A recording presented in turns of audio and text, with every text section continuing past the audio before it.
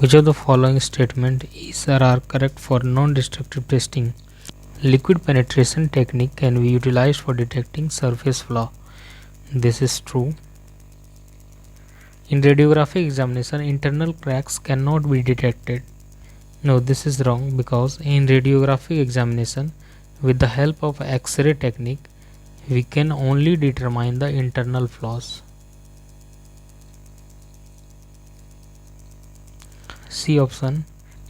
Eddy current based technique can be used for detecting subsurface defect is true, but not for pure alumina at room temperature, because pure alumina is non-conducting at room temperature.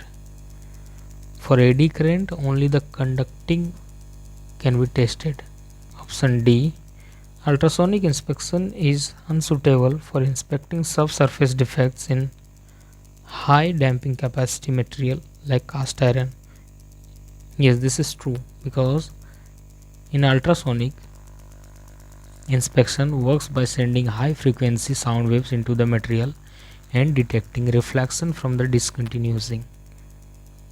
If the damping capacity of the material is really high, then it tends to absorb most of the waves and thus affects the detection of subsurface flaws. So for this question, A and D is the correct answer.